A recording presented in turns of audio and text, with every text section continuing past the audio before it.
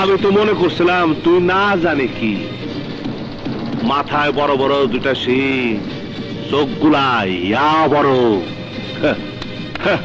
হাতে AK-47 rifle, চামচারা বুক টান করে খাড়া রয়েছে, সুরার নারী লইয়া মখমলের বিছানা তুই গড়াগড়ি করতেছস।